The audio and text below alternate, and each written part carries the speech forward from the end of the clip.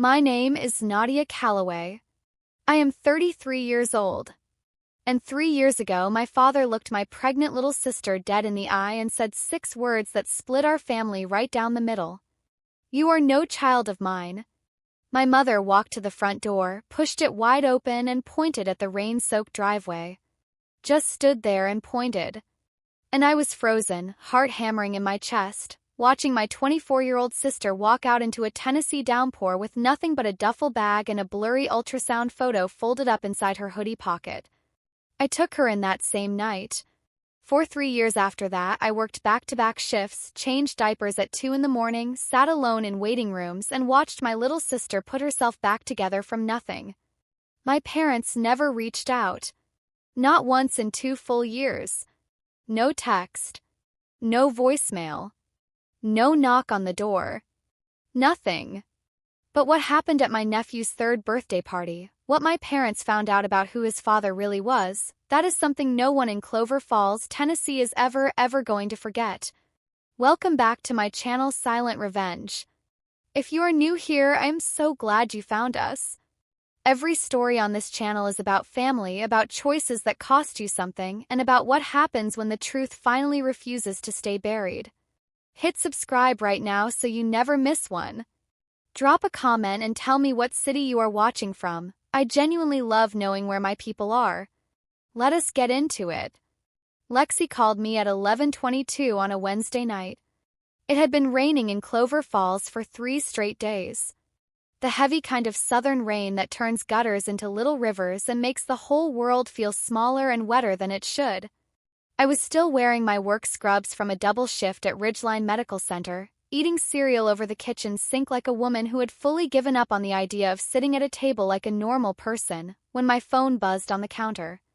Her voice came through in pieces, broken up by static and by something that hurt worse than static. Crying. Not the kind you do when you watch a sad movie or stub your toe. Kind that sounds like it has been going on for hours and hours. Kind that makes a person's voice sound like someone they do not recognize. I opened my front door before she even finished her first sentence. She was standing on the porch, soaked all the way through her denim jacket. Duffel bag hanging off one shoulder. One hand pressed flat against the doorframe like she needed it just to stay upright. Her mascara had run down both cheeks in 2 dark lines. She looked like a person who had just been told she no longer existed. I did not ask what happened. I just pulled her inside. Grabbed a towel from the bathroom. Put the kettle on. Some moments do not need questions. They need warm light and a locked door and someone who is going to stay. She sat down on my second-hand couch and pressed that ultrasound photo flat against her knee with both hands. Her hands were shaking bad. Dad said I am not his daughter anymore. Mom opened the front door and told me to leave. I looked at my sister. 24 years old. 16 weeks pregnant. Sitting in soaking wet jeans on my couch, holding a small black and white picture of a baby the size of a peach. I had seen my parents be strict before. Cold. Hard to please.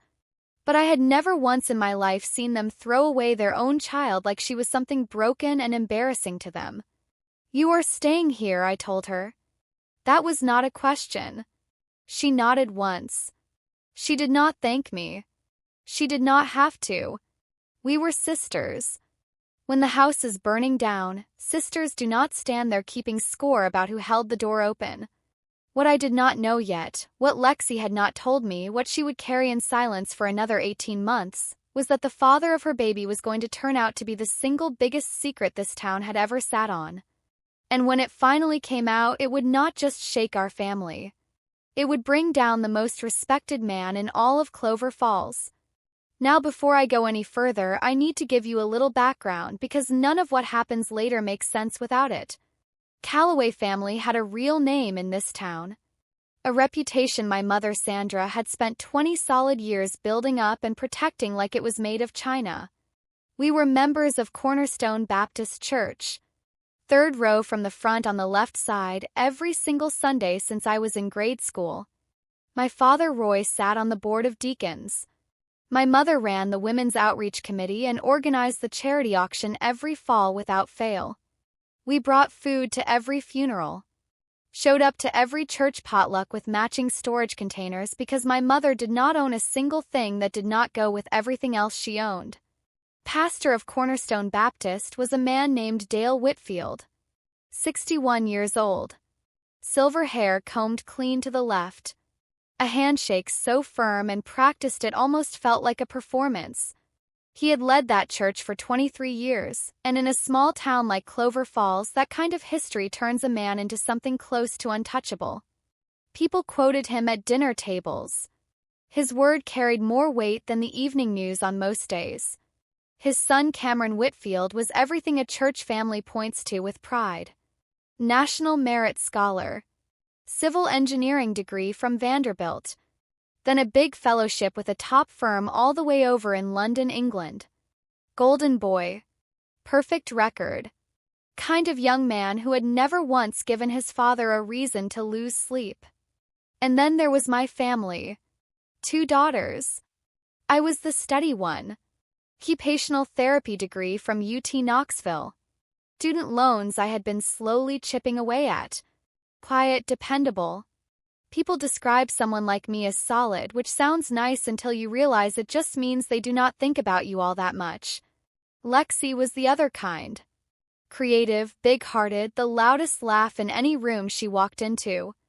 The girl who would tear up at a pet adoption commercial and then go argue with somebody online about something that did not even affect her personally. Our mother called her the one we worry about.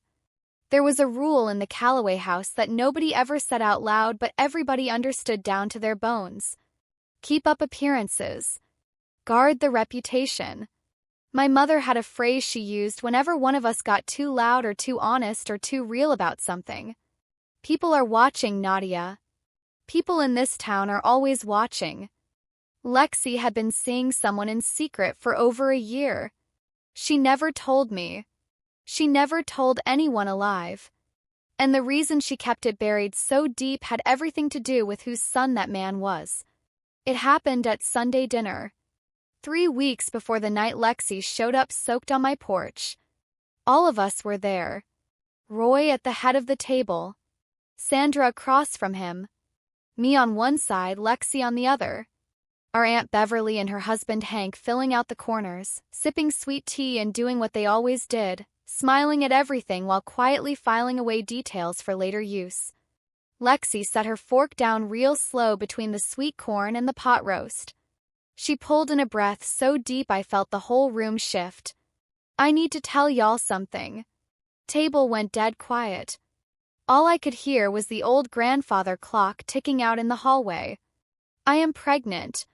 My father shot up out of his chair so fast it hit the wall behind him. His face went red as a bad sunburn. No pause. No question. No are you okay or who or how far along. Just 6 words dropped flat on the table. You are no child of mine. Just like that. Table still full of hot food. We had said grace not 15 minutes before. My mother's move was slower, which made it so much worse. She folded her cloth napkin, set it neatly beside her plate, stood up, walked to the front door, opened it up and pointed at the driveway. Rain already pouring outside. Get out of my house. Mom. I pushed my chair back hard. She is your daughter. Not anymore. Aunt Beverly leaned over and whispered something to Uncle Hank. I could see her eyes already doing the math on how fast she could get to the church phone chain. My mother reached over and unclipped the pearl earrings right off Lexi's ears. Family heirlooms. 3 generations old. These belong to Calloway women who know how to carry themselves. I grabbed my jacket. I grabbed my sister. We walked right past the pot roast sitting perfect and untouched on the counter while the whole family fell apart around it like a building whose floor just gave out. I did not know it then, but that night was the last time I would speak to my parents for 2 full years. Before I keep going, drop a comment right now and tell me where you are watching from. Your city, your country, even just the time on your clock right now. I read every single one. And if this story is already hitting something real for you, hit that like button. It honestly means the world, and it helps this story reach somebody out there who might really need to hear it tonight.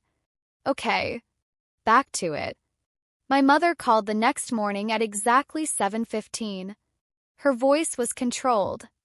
Kind of voice that tells you somebody has been awake since 4 in the morning rehearsing what to say. Bring her back here to apologize and we can handle this like grown adults. I was standing in my kitchen making oatmeal for Lexi, who was still asleep on my couch with her sneakers still on her feet. She has got nothing to apologize for. Silence. Then, if you are taking her side, do not expect us to help you with anything. No money. No holidays. Nothing. Then I guess we will figure it out on our own. I hung up. Sat down at the kitchen table. Pulled up my bank account. $11,400. That was it. That was every dollar between us and disaster. I ran through the numbers one by one. Rent. Groceries. Prenatal vitamins. Doctor visits and copays. Crib. Diapers. Formula in case breastfeeding did not work out. 11,000 would last maybe 8 months if we were very careful. Maybe 9 if we cut everything down to nothing. I called my supervisor at Ridgeline and asked her to add 2 more shifts a week, Mondays and Saturdays, on top of my regular schedule. She said yes without asking a single question. That is how you know a supervisor is actually a good one. They read the moment and they just say yes. That same evening my father sent a text just to me, "Talk some sense into your sister." I read it 3 times. Then I typed back, "Talk some sense into your wife." He never replied. Not that night. Not ever. I sat on the edge of my bed and stared at the ceiling fan turning slow circles. My savings were thin. My schedule was about to get brutal. My already small social life was about to disappear. And the girl sleeping on my couch still had not told me who the father of her baby was. I was not picking sides between my sister and my parents. My parents had already picked for all of us. I was just the one who refused to act like it had not happened. Now here is where things get complicated. And I really need y'all to stay with me because what comes out next, I still cannot believe it sometimes when I think back on it. The first 3 months were the hardest kind of quiet.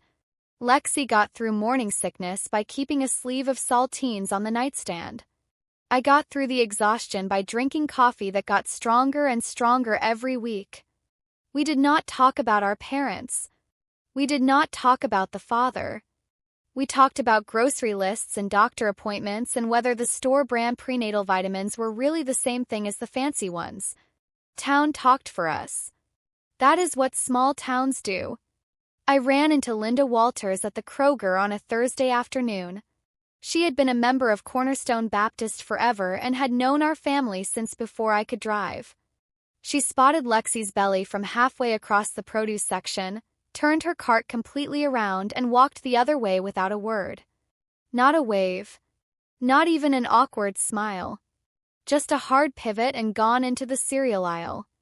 2 weeks after that, Aunt Beverly showed up at my apartment door holding a white ceramic casserole dish with a chipped rim. "From your mama. She still loves you girls." Inside was tuna noodle casserole, just the right amount of seasoning, just the completely wrong amount of actual care. Beverly stayed 45 minutes, told me twice she liked my curtains, asked if there was a man in the picture. I told her Lexi was doing fine and we did not need anything, and I walked her right to the door. She called my mother that night. Lexi was showing. No ring. No man around. My mother's response came back to me through the family grapevine 2 days later. She made her bed. I put the casserole in the fridge. Did not eat it. Did not throw it away either. Sat on the middle shelf for 8 days before I finally scraped it into the trash. What Beverly never thought to ask, and what would have changed this whole story if she had, was the father's name. I heard about the sermon from Dr. Renee Harper. Renee was 52 years old, the senior occupational therapist at Ridgeline Medical and the only person I knew who absolutely never passed along other people's business unless she had a real reason to bring it to you directly. She found me in the break room on a Monday morning and closed the door behind her with the kind of care that tells you something important is about to be said. You need to know what happened at Cornerstone Baptist yesterday.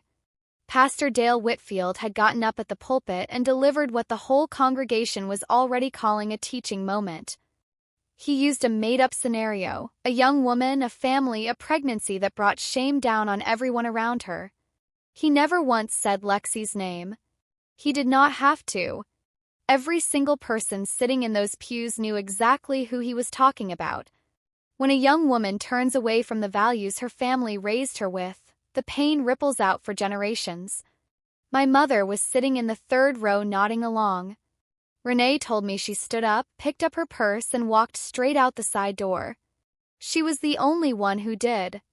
I did not cry. Did not call the church. Did not write any kind of letter. I sat in my car in the Ridgeline parking lot for 10 solid minutes with both hands on the wheel and my knuckles going white. Then I went back inside and finished my shift. That evening I picked up Lexi's phone to plug it in while she napped, and the screen lit up with a message. Contact saved as just the letter C. The preview text before the screen locked. I think about you every single. I put the phone face down. Did not unlock it. Did not read the rest. But I tucked that letter C away in the back corner of my brain, in the spot where I keep things I am not supposed to know yet. Renee had said something that stayed with me and would not let go. Dale Whitfield has been standing on that pulpit for 23 years. I wonder how many people he has judged while his own house was not in order. I did not understand what she was getting at. Not then. But I would. There is something else I have not told you yet. About a man named Troy. Troy Meacham had worked with Lexi at Birch and Brew, the coffee shop on Main Street, before the pregnancy. About 6 months after she moved in with me, he started coming around. He was friendly and genuine about it, showing up with groceries sometimes, offering rides to appointments when I was on shift. Honestly, he was kind.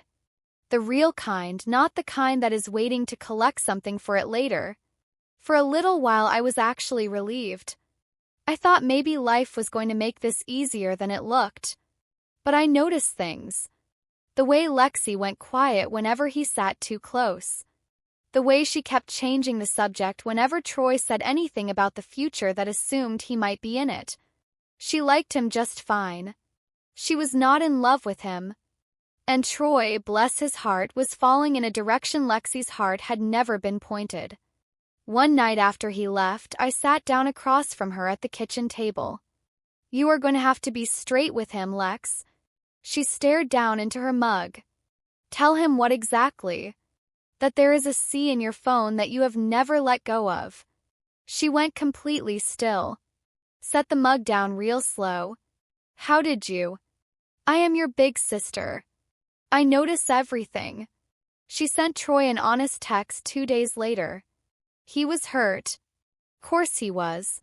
But he handled it with class, the way decent people do when they find out a door they thought was cracked open was never really open at all. He stopped coming by and he did not make it ugly. Clover Falls is a small town. We still run into him at Kroger sometimes. He always nods. That is enough. But that conversation told me something big. Lexi was not over whoever C was. She was protecting him from something. And whatever that something was, it was costing her every single day. Y'all, are you still with me? 'Cause we are just now getting to the part where everything flips upside down. Before we go there, real quick, if somebody in your life showed up for you the way Nadia is showing up for Lexi right here, drop their name in the comments. Just their first name. Let them know you see what they did. And share this video with one person today who needs a reminder that some people will still show up when things get ugly. Okay. Let us keep going. Lexi was 32 weeks along when her blood pressure went through the roof on a Saturday afternoon. I had just walked in from a double shift when I found her sitting on the bathroom floor, both hands gripping the edge of the sink like it was the only thing keeping her from floating away. Face flushed. Breathing too shallow and too fast. I grabbed the blood pressure cuff out of the medicine cabinet, occupational therapist habit, always have one around, and took a reading. 161/99. Shoes on right now, I said. We are leaving. I drove 12 minutes straight to Ridgeline's emergency entrance. Lexi held onto the door handle the whole way. Neither one of us said a word. Just the rain on the windshield and the turn signal clicking at every red light. The doctor got her stable within 2 hours. The diagnosis was gestational high blood pressure, not full preeclampsia but close enough to scare everybody in that room.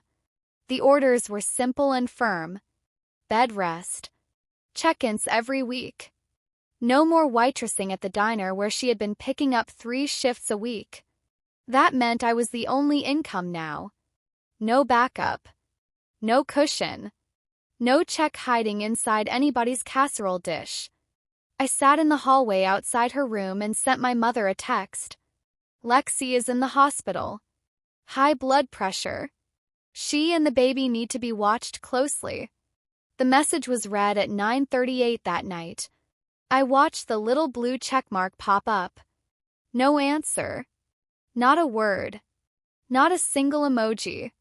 My mother read that her pregnant daughter was in the hospital and said absolutely nothing. I stared at that checkmark for 5 full minutes. Then I pocketed my phone and went back in to sit with my sister. The baby came 6 weeks later. Noah James Calloway was born on a Thursday morning at 7:14 a.m. 6 pounds 9 ounces. Lungs that worked just fine.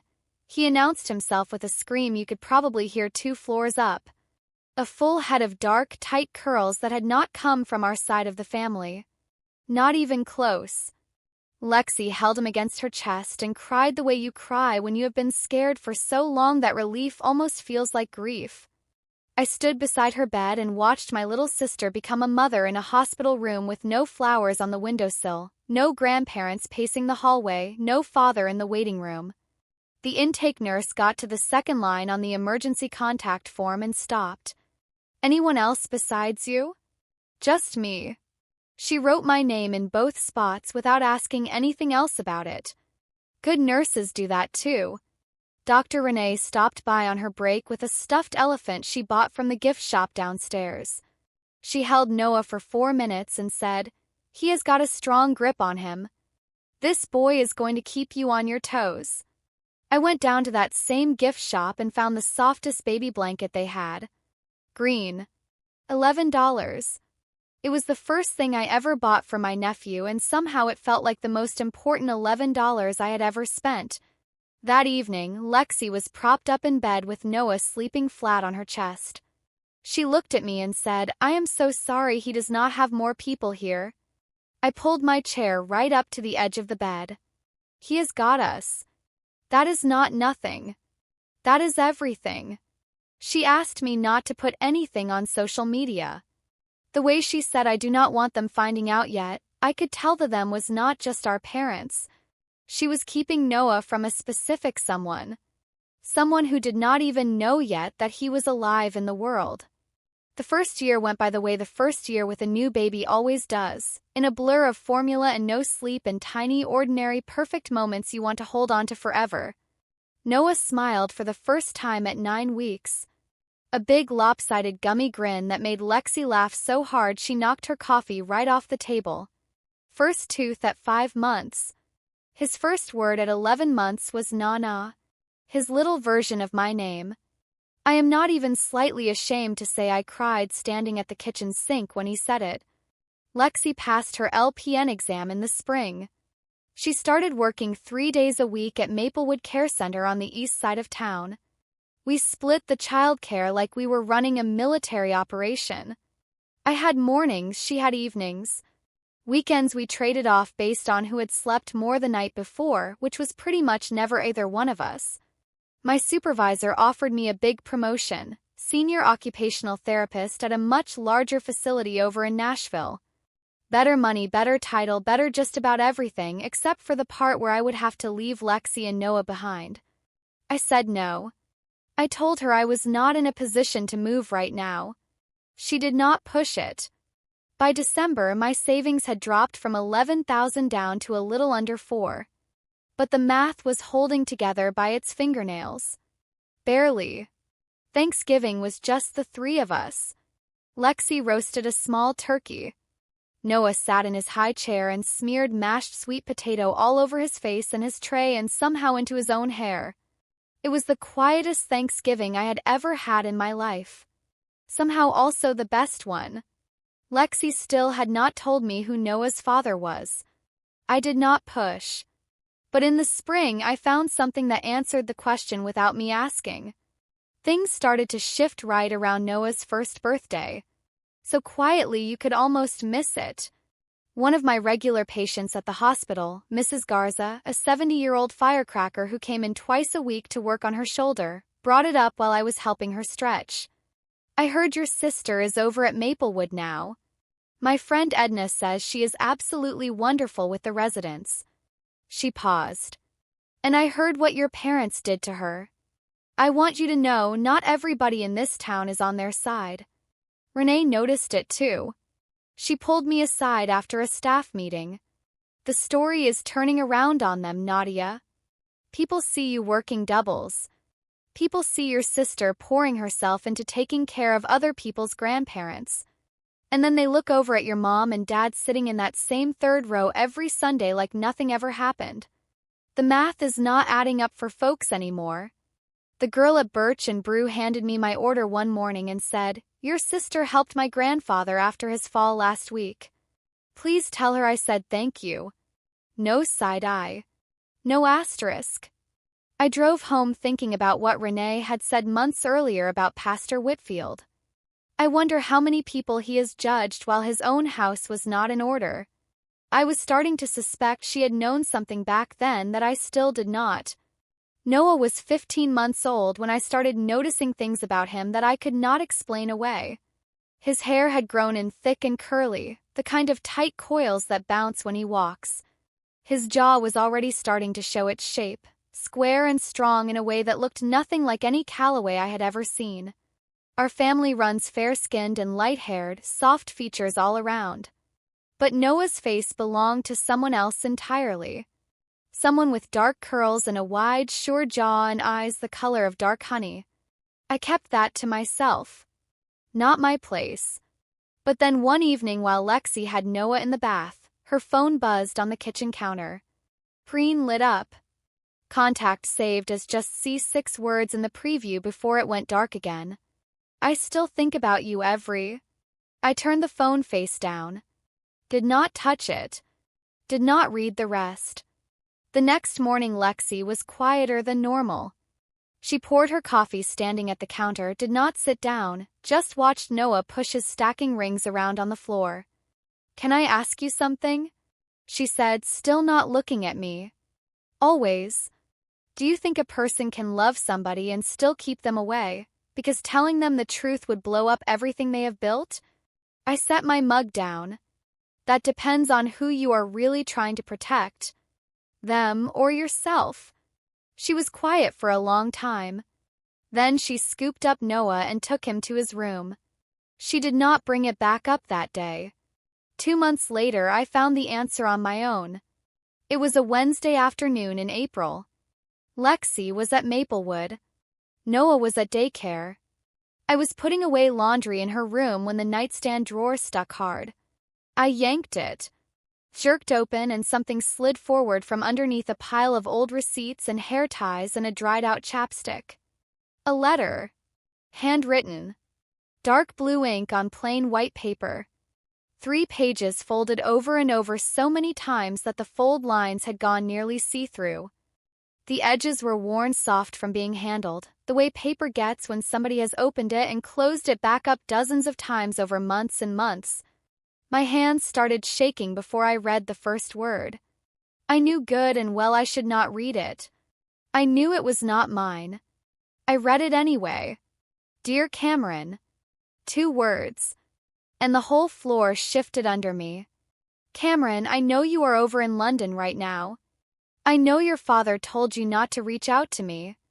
I know you probably think I moved on with my life. I did not move on. I am 16 weeks pregnant and the baby is yours and I do not know what to do with that. I sat down on the edge of her bed. The washing machine was running in the hallway. That low hum had absolutely nothing to do with what was happening inside my chest right then. Cameron Whitfield. Pastor Dale Whitfield's son. The letter kept going. I am not going to mail this. 'Cause if I do, you will come home. And if you come home, your daddy will find out. And if he finds out, he will make you choose.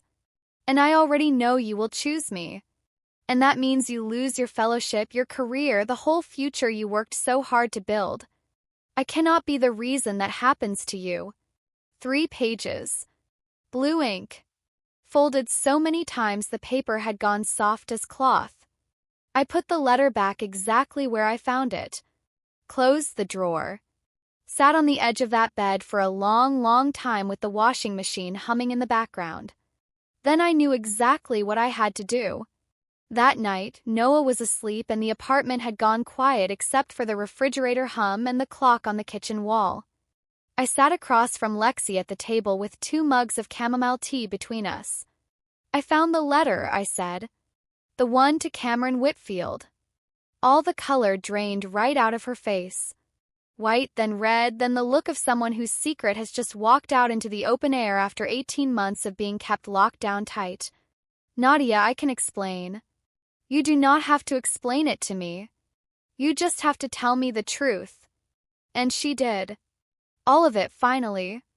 Her and Cameron had been together since her 2nd year of college. Secret the whole time. Hidden on purpose from both families because they knew what would happen the second anyone found out. Pastor Dale had already told Cameron flat out to stay away from Lexi. That girl is too scattered, she is not someone you build a future around. When the London Fellowship came through, Dale went into Cameron's phone while he was in the shower, deleted Lexi's number, changed her contact info, and told his son that Lexi had moved on and was seeing somebody new. Clean, smooth lie. Lexi found out about the pregnancy 2 months after Cameron left the country. She wrote the letter. She never sent it. If his father finds out, he's going to put Cameron in a corner. And Cameron will choose me over everything else. And then he will lose the fellowship, his whole career path, every single thing he worked for. I could not do that to him. I looked at her for a long moment. Lexi. Cameron has a son. He has the right to know that. I know. Her voice broke. I have known that for 18 months. I could not figure out how to undo what I had already done by going quiet. The letter sat on the table between us. Blue ink catching the kitchen light. I will find him, I said. And I will not make a mess of it. Hold on, I have to stop right here for 1 second because y'all, this is the moment that changed everything. And I want to know, have you ever kept quiet about something huge because you were trying to protect somebody you loved? Drop a yes or a no in the comments right now. 'Cause what Lexi did here is one of the most painful things I have ever tried to understand. She loved somebody so much she hid his own child from him. Okay. Keep going with me. I started looking the very next morning. LinkedIn was the obvious first move. Cameron Whitfield. Civil engineer. Employment listed at a big infrastructure firm in London. Last active a few weeks before I searched. Profile photo, a man with dark, tight curls and my nephew's exact jawline, standing in front of a steel bridge somewhere in England, 28 years old, looking like a man who had absolutely no idea he had a son back home in Tennessee. I stared at that photo for a long time. I drafted him a message and kept it short and factual. No drama. No guilt. Cameron, this is Nadia Calloway, Lexi's older sister. There is something important that you need to know. Please get back to me when you can. 3 days went by. Nothing. Message showed as read but no response. I got it. A message out of nowhere from your ex-girlfriend's sister after 2 years of silence is not something you open up with joy. I tried again. 1 extra line this time. It is about a child. He responded in 90 minutes. What child? I called him that same night. Told him everything. Lexi. Pregnancy. The birth. Noah. The dark curls. His strong little grip. The 18 months of his life that had already gone by. There was a long stretch of silence on the other end of the line. London traffic in the background. Then I am coming home. Your father does not know any of this. I do not care one bit what my father knows. Cameron, when you get back here, the whole town is going to find out. You understand that, right? Good. Before we hung up, he told me something that turned my stomach cold. 6 months after moving to London, he had actually tried to get in touch with Lexi. He called his father to get her number. Dale told him she had moved on, that she was in a new relationship, that it was better for everyone to just leave it alone. My father lied to me, Cameron said. His voice was flat and even, which somehow hit harder than if he had been yelling. My father took my son away from me before he even took his first breath. 6 weeks later, I picked Cameron Whitfield up from the regional airport 40 minutes east of Clover Falls. Lexi had wanted to come with me. She changed her outfit 4 times that morning, then sat down on the bathroom counter and just fell apart crying. What if he hates me for keeping Noah from him? He flew 8 hours to be here, Lex. He does not hate you. In the car, Cameron sat with his hands flat on his knees and stared out at the Tennessee highway, the green fields going by, the church steeples scattered across the skyline. He did not look like a man coming home. He looked like a man heading towards something he had been waiting a long time for and now was not sure he was ready. What does he look like? He asked. He has got your hair, I said. Your jaw. And his mama's stubbornness built right in. He almost smiled. Almost. We pulled into my apartment parking lot. Lexi was standing in the doorway. Noah on her hip. 18 months old. Red shirt with a little dinosaur on it. His dark curls catching the afternoon sun like some kind of tiny sunlit crown. Cameron got out of the car. He stood there for just a second taking it all in. Then he walked forward. Slow at first, then like a man who had completely run out of patience for moving slow. He knelt down on the pavement. Noah stared at this tall stranger with the same curls and the same square jaw, and then reached out one little hand and touched Cameron's face. Hi! Cameron's whole body shook. Tears dropped straight down onto the pavement. Lexi knelt right beside them. And the 3 of them together made a shape I had been holding open for 18 months of double shifts and quiet dinners and texting my parents and getting nothing back. I stepped back into the kitchen. Watched them through the window. I cried, but real quiet the way I always do. My whole life I have been the one who holds the door and then gets out of the way. Lexi unfolded that worn, crumpled letter and handed it to Cameron. He read the last part out loud. I named him Noah. Means rest and comfort. 'Cause I had to believe that one day the storm was going to stop. What came next was not a fairy tale. Real life never just jumps ahead to the good part. Trust has to be built back up from scratch, piece by piece, and nobody gets to skip the work. Cameron rented an apartment 12 minutes from mine. Close enough to show up, far enough to be real about where things actually stood. He and Lexi started seeing a counselor together on Tuesday nights, a therapist named Dr. Kim Lee who Renee had pointed us toward. I watched Noah on those nights. There were arguments. Quiet ones mostly, the kind that hurt worse than the loud kind.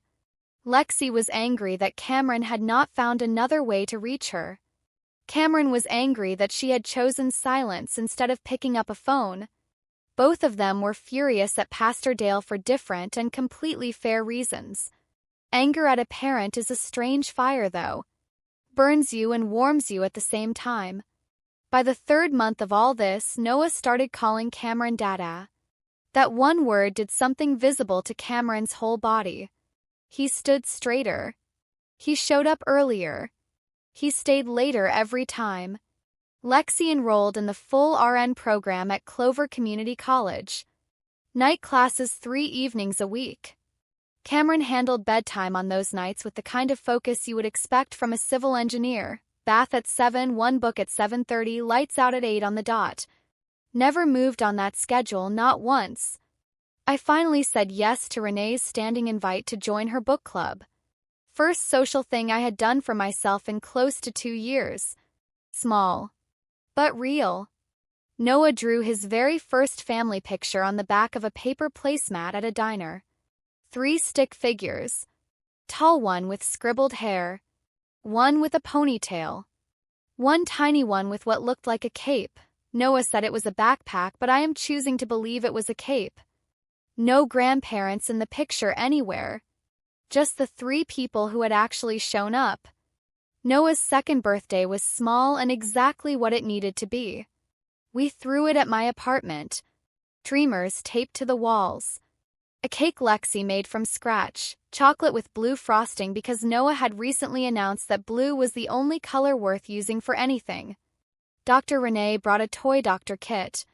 Marcus, one of the guys from Cameron's work crew, showed up with a plastic hard hat that Noah immediately put on and refused to take off for the rest of the party. 2 daycare families brought their kids. For about 2 hours straight, the apartment sounded like a playground in the middle of a thunderstorm. That is exactly what a good birthday party sounds like. After the candles were blown out and the cake was mostly destroyed, Cameron got down on one knee in the kitchen doorway with a small ring box in his hand. Thin silver band. A single sapphire, the color of a late summer sky.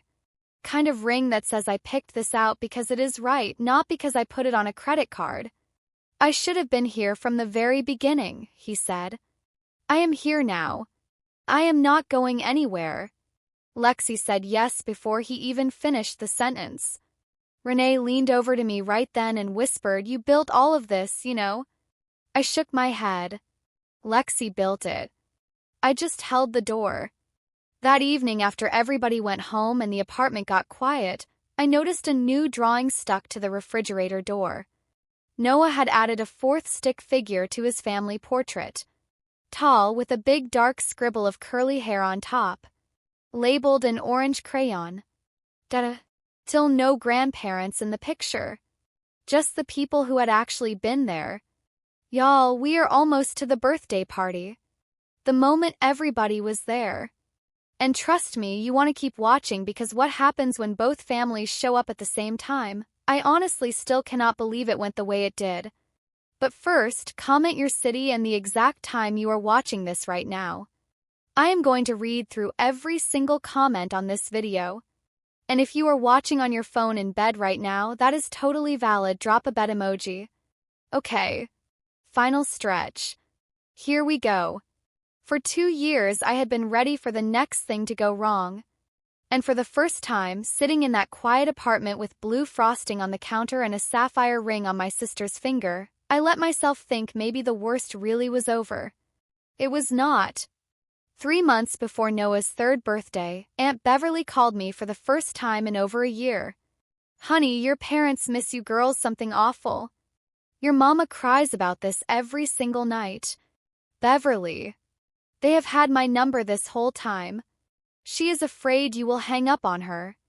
Then she knows exactly how Lexi felt when she texted from the hospital and nobody wrote back. Beverly went quiet for a second. Then she said the real reason out loud. "People at church keep asking Roy how his grandbaby is doing. Your daddy does not know what to say when they bring it up." I almost laughed. Tell him to say the same thing he said 3 years ago. That she was no child of his. That should clear things right up. Beverly hung up not long after that. A few days later, my mother showed up at my apartment on a Saturday morning with no warning. She was standing on the porch holding the white ceramic casserole dish with both hands. Same chipped rim. Her hands were shaking. Her hair had gone a lot grayer than I remembered, pulled back with a clip that looked like it had been put on in a hurry. She looked smaller standing on my porch than she had ever looked standing in her own kitchen. And for just 1 second, one honest second, I saw her for what she was. A scared woman pushing 60 who had lost both of her daughters and did not know how to say it without making it about herself. Then she opened her mouth. I just want things to go back to how they were. I want my girls back. How they were, I said. You mean when you were throwing your daughter into the rain because she was pregnant? We were angry. We said things we did not fully mean. You meant every word. And then you sat in the third row while Pastor Whitfield used Lexi as a sermon example. You nodded. Her jaw went tight. Dale was just trying to help. Cares about this family. Pastor Whitfield does not care about this family. I kept my voice completely level. Every word measured. And when you find out why, you are going to wish you had come to this door a whole lot sooner than today. She blinked. She did not know what I meant. But it landed somewhere, because her face went from hard and defensive to something uncertain. She set the casserole dish on my counter and walked out without another word. I stood in the kitchen and looked at it. Same white ceramic. Same chipped rim. The same careful performance of love that had never once made it past the surface. Cameron drove to Cornerstone Baptist on a Tuesday afternoon and walked straight into Dale Whitfield's church office. I was not there. Cameron told me the whole thing afterward at my kitchen table with a glass of water sitting in front of him that he never once touched. I told him everything, Cameron said. Told him Lexi and I were together back in college. That Noah is my son. That he is 2.5 years old right now and has been alive this whole time. Dale's reaction came in layers. First his face went totally blank. Then the rage came up. He stood up behind his desk. You should have come to me with this. You made sure I could not. You went in my phone. You deleted her number. You told me she had moved on. I was looking out for you. You were looking out for yourself. Dale sat back down slow. Chair creaked. He went quiet for what Cameron described as the longest minute of his life. Then he leaned forward. If this becomes public, it is going to hurt this church. Cameron stood. Dad, this is not becoming anything. It already is. Your grandson has been walking around alive for over 2 years. He has your chin and my hair and his mama's laugh. He is a real child. He is not a scandal. Dale said nothing else. Cameron walked out. No request for forgiveness. No ask for money. No need for a blessing. Just, I thought you should know. That evening Dale called my mother. Cameron overheard his father's side of the call through the thin office walls. Sandra, we need to talk about your daughter and my son. What happened next on my mother's end was the first thing Sandra Calloway had done in 3 years that genuinely surprised me. Your daughter dragged my son into this whole mess, Dale told her. And my mother, who had spent 3 straight years agreeing with every word that came out of that man's mouth, pushed back for the very first time. Excuse me. Your son got my daughter pregnant. If Lexi had not been so. Do not you dare finish that sentence. You stood on that pulpit and shamed my child while your son was the father the whole entire time. I did not know. Neither did I, because you cut off every single way they had to reach each other. I sat at the kitchen table listening to Lexi tell me the whole thing the next morning. There was something almost satisfying about hearing my mother turn on Dale Whitfield. But it was not the clean kind of satisfaction. It was more like watching 2 people who both burned down the same house finally realizing they were both holding matches. Neither one of them called Lexi. Neither one said we were wrong. Instead, my mother called my father and said 4 words. We are going to that party. I found out through Beverly's excited group text. So happy Sandra and Roy are coming to the birthday. What should they bring? I did not respond for 12 hours. When I did, I called my mother directly. I heard you want to come to Noah's birthday. He is my grandson. I have every right. You gave up your rights when you chose your standing over your own daughter. I kept my voice even and clean. If you come on our terms. No making a scene. No crying and making it about you. No Pastor Whitfield. And no acting like the last 3 years did not happen. Fine. And Mama, Lexi does not know you are coming. I am going to tell her. And if she says no, you stay home. No argument. No guilt trip. No casserole dish on the porch. If she says no, that is the answer and you respect it. I expected her to push back hard. Instead, she just said quietly, I understand. I called Lexi that same evening. Told her our parents wanted to come. Told her it was entirely her call and nobody else's. She was quiet for a long stretch. Noah was in the background going on about trucks. Let them come, she finally said. Let them see everything they missed. I told Cameron. He nodded slowly.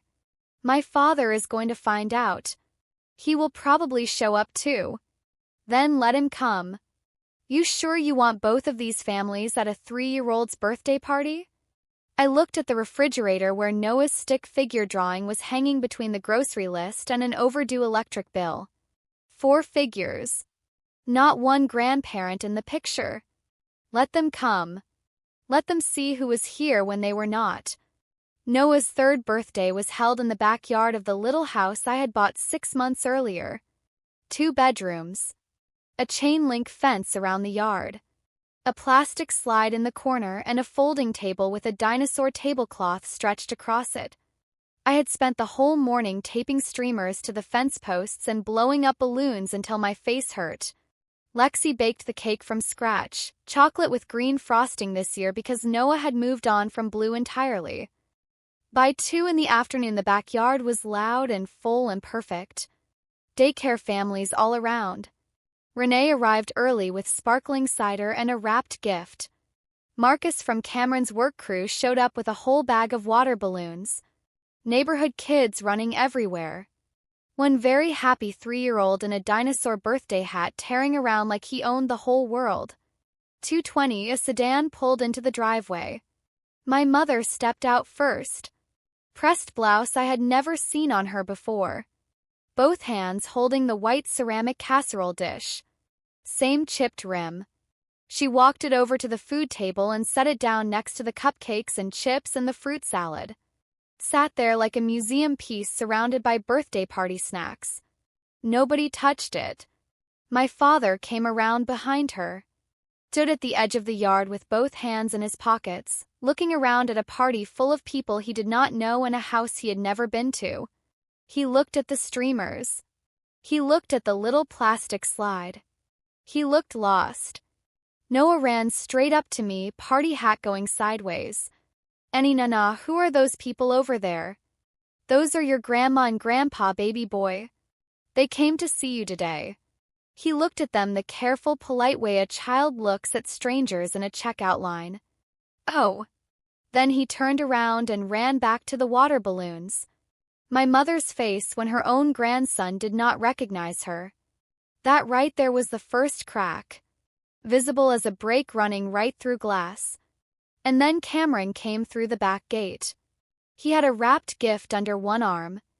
Noah spotted him from all the way across the yard and just took off, little sneakers hammering the grass. Dada, dada dada. He launched himself straight at Cameron's legs.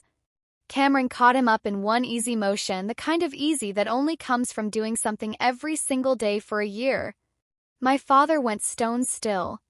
He stared the way a person stares when something they were never supposed to know suddenly arranges itself right in front of them in plain daylight. That is the Whitfield boy, Roy said, barely above a whisper. That is Pastor Whitfield's son. My mother had a serving spoon raised over the casserole dish. Stopped in midair. She did not move. Did not blink. Cameron Whitfield, my father said louder now. Dale's son is the father. Yes, I said. My mother's voice came out dry and cracked. How long has he been back? Almost a year. Came back when he found out about his son. He has been Noah's father since before Lexi walked out of your house in the rain. He just did not know it back then. The whole backyard went quiet. Not the awkward kind of quiet. Kind that settles when every single person in a space realizes they are watching something that is going to be talked about for a very long time. My father stepped forward. The pastor's boy. This whole time. My mother set the serving spoon down. How did we never find out? Somebody would have told us. I looked straight at them both. My mother in her pressed blouse. My father shaking at the hands. Somebody did try to tell you. Lexi sat at your dinner table and you did not let her get through a single sentence before you told her she was no child of yours and pointed at the driveway. Lexi stepped forward. She took Cameron's hand. Noah sat easy on Cameron's hip, completely unbothered, picking green frosting off a cupcake. Mom. Dad. This is Cameron. Noah's father. The man you never gave me the chance to introduce. My mother's first move was tears. It was always tears when she was backed into a corner. Eyes filling up, voice going soft, reaching for the kind of words that flipped the guilt right back around. I had no idea. If I had only known who the father was, if you had known his last name was good enough, I said, would that have changed anything? Would it have changed the 2 years you never called?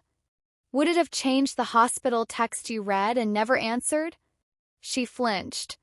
Hard. That is not fair, Nadia. I am asking you a straight question. Does knowing it was Cameron Whitfield suddenly make her your daughter again? She opened her mouth.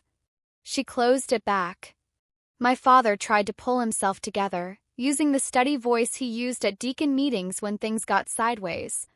This changes the whole picture. We need to all sit down together as a family, Anne. You said she was no child of yours. Still not raising my voice. Not even close. You stood up from that table and told your pregnant daughter she did not belong to you anymore. Does knowing who the father is take that back? Does it? He had nothing. He looked at the fence. He looked at the gate like he was thinking about walking through it. My mother went to her last move then. The one she always pulled out when there was nowhere left to go.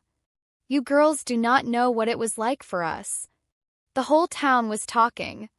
Church was watching our every move. We were humiliated.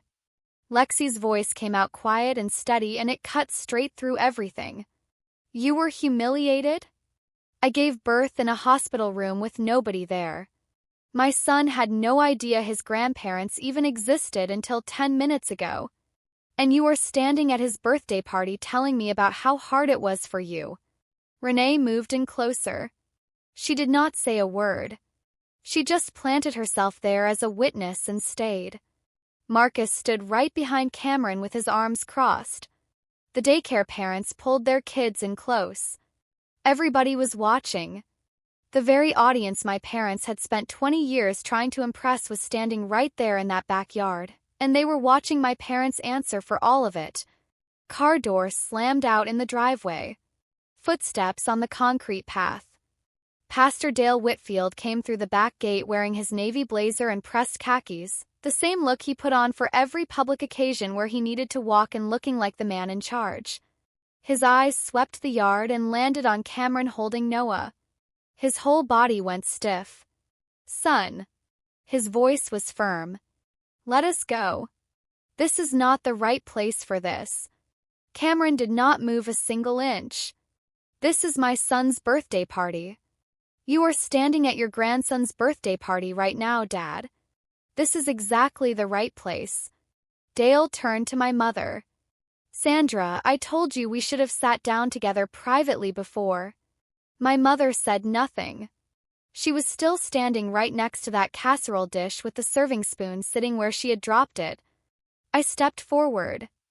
You preached about what happens when a young woman makes bad choices, from that same pulpit where your son was in love with my sister the whole entire time. I kept my voice level and clear. Your son just did not feel safe enough to tell you that. You made very sure of that. And then you went in his phone and deleted her number and told him she had already moved on. You lied to your own child so you could keep him away from mine. Dale's wife Carolyn had followed him through the gate. She was standing 3 steps behind him. I watched her face as those words landed. The deleted number. The lie. She had not known any of it. She looked at her husband the way you look at a stranger who is wearing the face of somebody you thought you knew. Dale turned and walked straight back to his car without another word. Carolyn did not follow. She walked directly to Noah instead. Got right down on her knees on the grass in her nice church clothes without a second thought.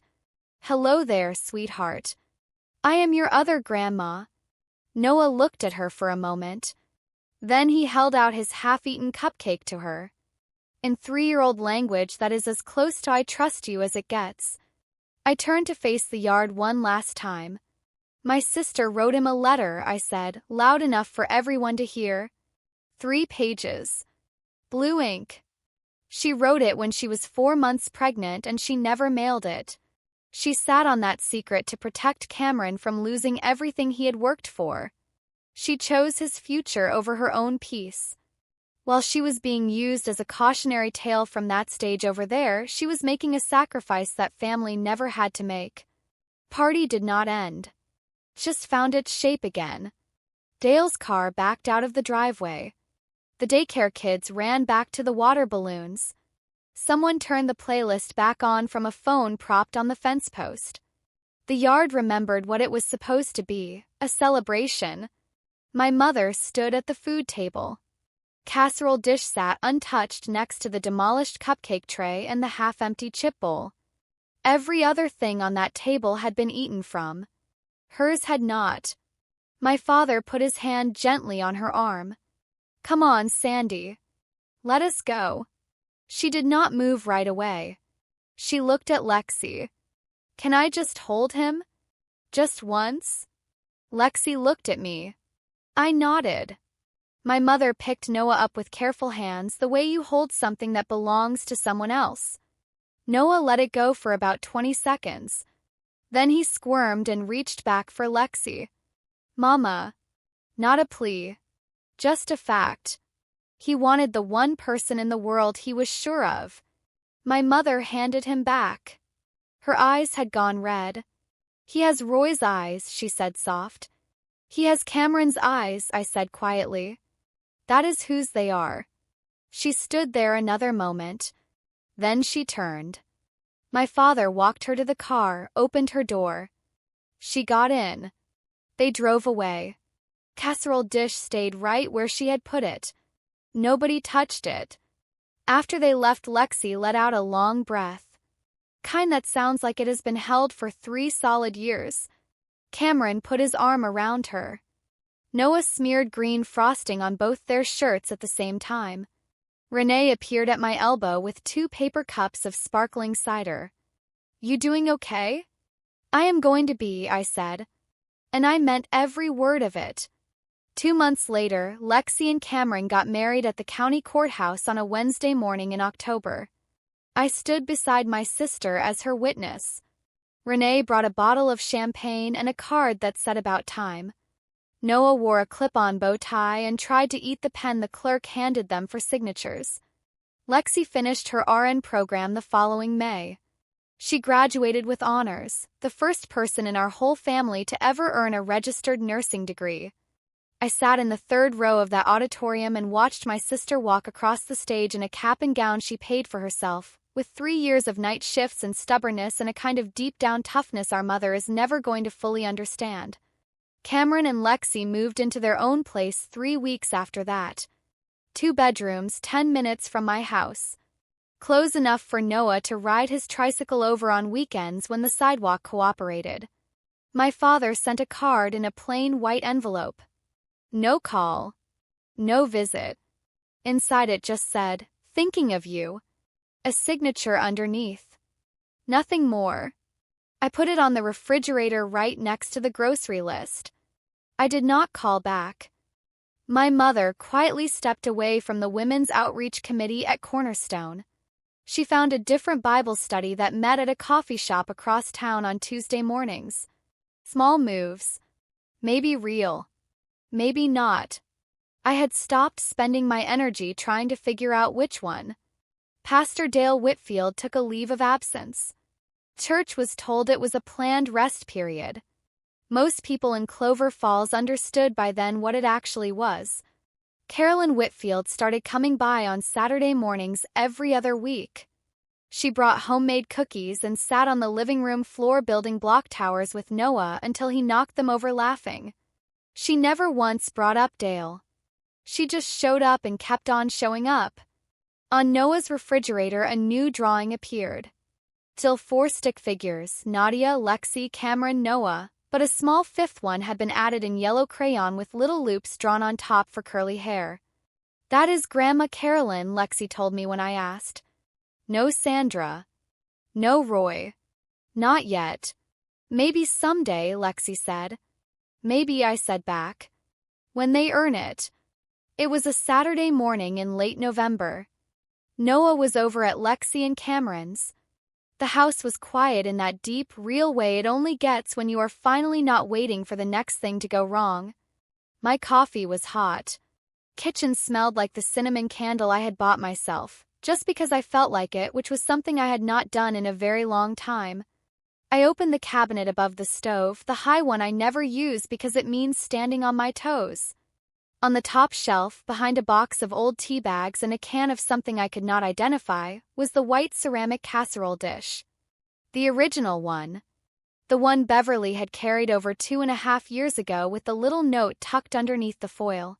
"From your mama." I had never given it back. Never used it. Never threw it out either. I lifted it down and ran my thumb along the chipped rim. Felt lighter than I remembered. Smaller. Things have a way of shrinking down to their real size once the people behind them stop feeling so huge. I put it in the donation box by the front door. I walked back to the refrigerator and stood there looking at Noah's latest drawing. 4 stick figures and 1 small yellow one. My stick figure had a big lopsided smile and what looked like wings spread wide on both sides. Or maybe a cape. Hard to say with crayon. I laughed. A real one.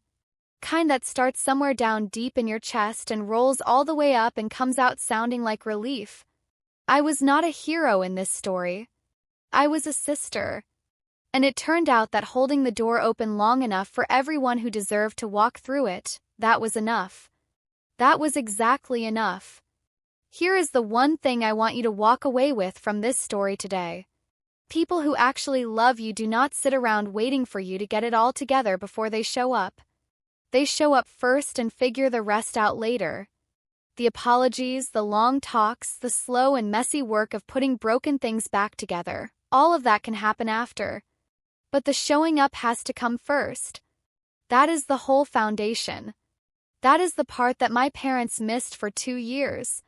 And that is the part that cost them a piece of something they are never fully getting back. 3 years of silence. 1 letter that was never put in a mailbox. 1 birthday party in a backyard in Clover Falls, Tennessee that nobody there is ever going to forget. Now I want to hear from you. Drop a comment right now. Have you ever been the person in your family who just showed up when nobody else would? Or have you been the one somebody else showed up for when you needed it most? Tell me your story down there. I read every single one and I reply when I can. And real quick before you go, drop your city and the time you are finishing this video. I want to see where in the world this story reached tonight. Whether it is midnight in Memphis or 2 in the afternoon in California, drop it down there. Hit that like button if this one meant something to you. Takes 2 seconds and it helps this story reach somebody out there who might really need to hear it right now. Share it with one person, your sister, your best friend, that one person you have been meaning to check in on. And hit subscribe so you are here for the next story. 'Cause there is always another story. And I will see you in it.